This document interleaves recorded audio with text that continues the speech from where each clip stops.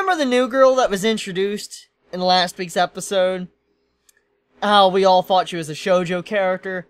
Well, apparently, we couldn't have been any more wrong.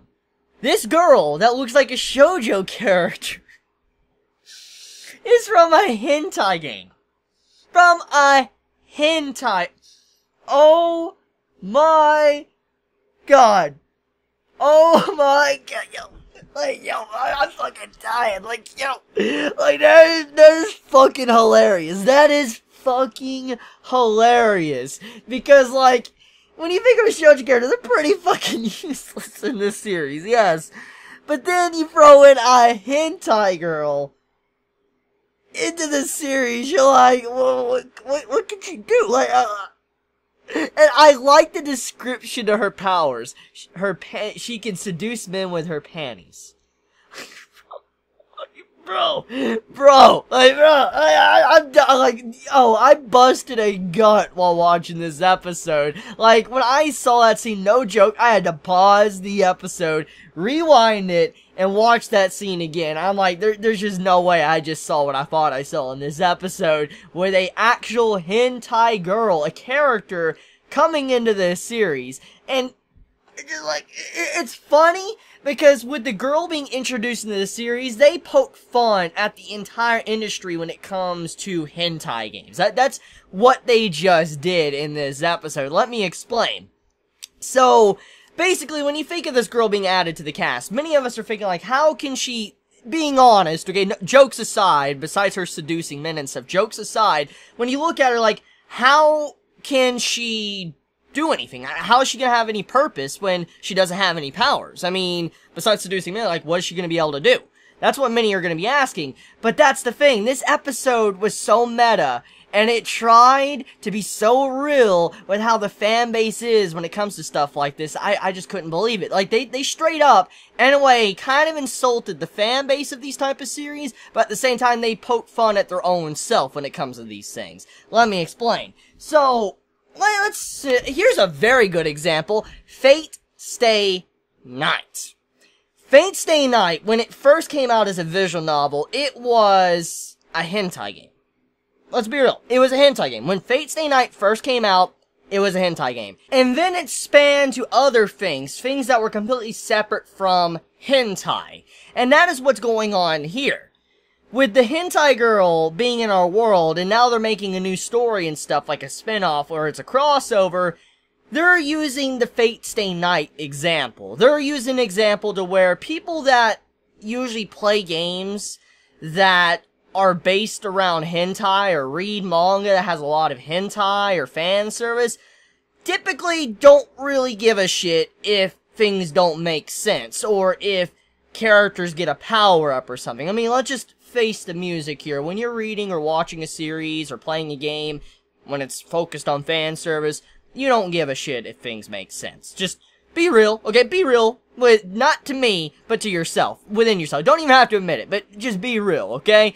And so, that is what this was done. Like, what was being done in this episode. When the actual creator was like, fan disc, it's easy and all that. I'm like, yeah, of course it'd be easy. I mean, people that actually play the games or whatever, read a manga that's hentai, they don't give a shit if the plot makes sense. They don't give a shit if, you know, power-ups come out of nowhere and things just happen, like, out of random. They don't care about plot structure. They only care about the fan service, the hentai. And so, if the girl is able to gain some powers and shit, people would be like, okay, this is cool. Like, yeah, it expands about it. They'll accept it. And so, that truly made me laugh with how this episode tried to showcase how fans of these type of games or series are. Now, I'll be honest, there's been many series out there I would read just for the fan service. I'll be honest.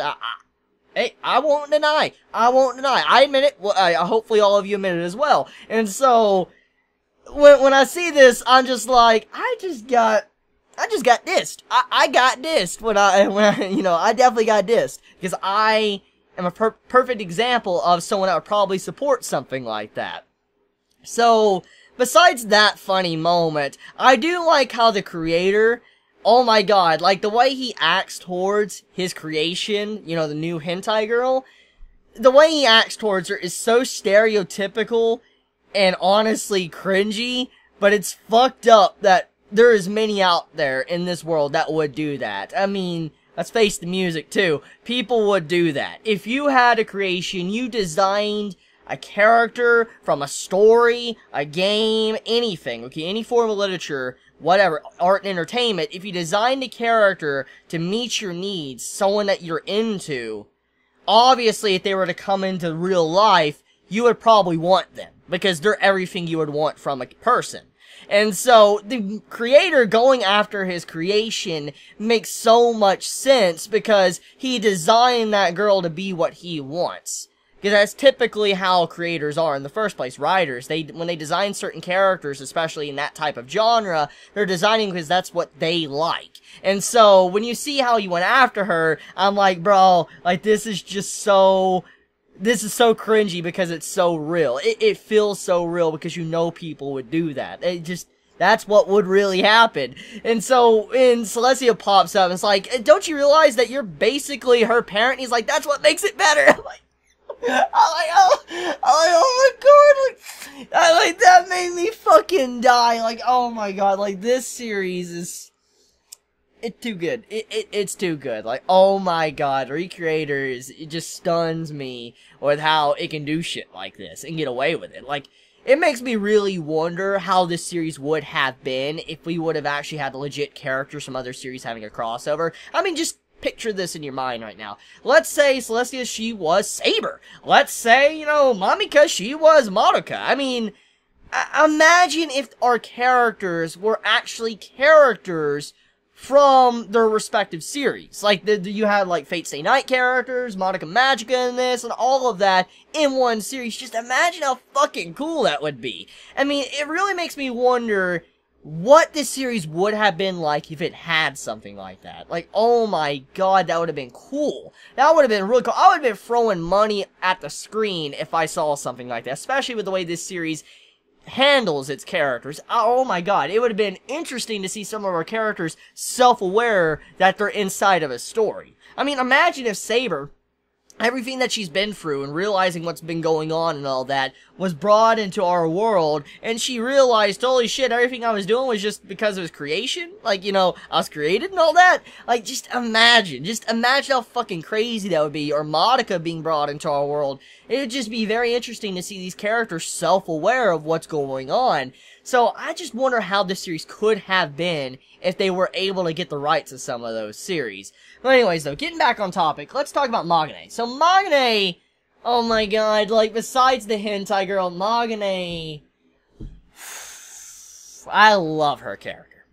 I think many might know why, but I love Magane's character, and I had a good laugh with this episode when you see her pop up. She's just walking around in the nude and all that, and you have it to where she pulls off some money off her. It's like, oh, it seems like, you know, that wasn't really fun at all. You'd think, you know, bathing in money would be fun. I guess I needed someone poor to watch me. I'm like, that's so fucked. Like, that's so fucked.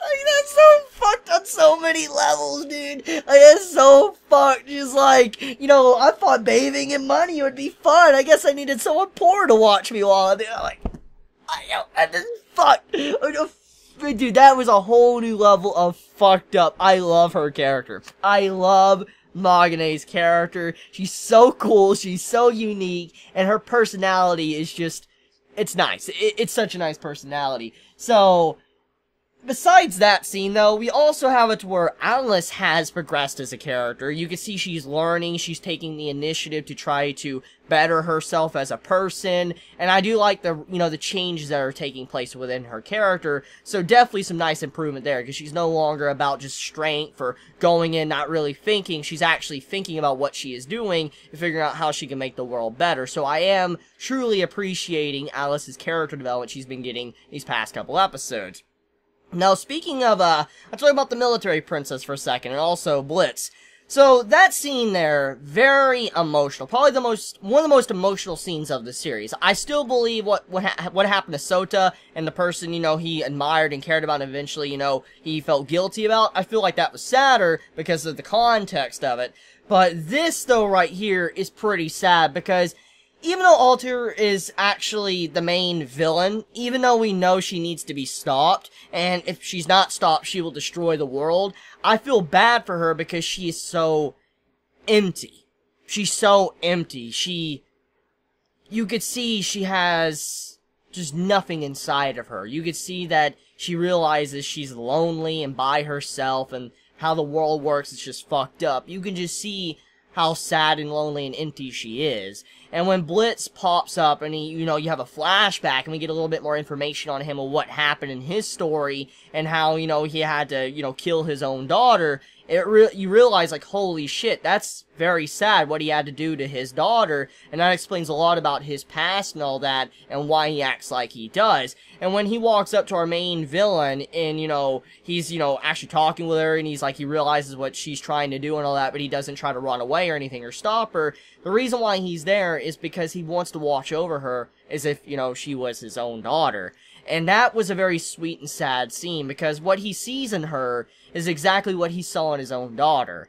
And you gotta imagine someone like Blitz from his series, what he saw, probably all the corruption and fucked up shit and all that, and the message of his series, he probably has seen so much shit, he probably just doesn't like seeing people suffer, especially someone like, the main female character, the main bad female character, Altair and all that. He probably doesn't want to see someone like her suffer or alone and all that because of how broken she is, and that is why he's there. When she hugs him and then he hugs her back, I'm like, holy shit, this is kind of like a daughter and father moment, and like, holy hell, it's actually, I'm gonna kind of feel bad when Blitz dies. When Blitz probably eventually dies, I want to feel bad, because it's kind of like a father just trying to protect his daughter in his own twisted way, even though his daughter is technically gone.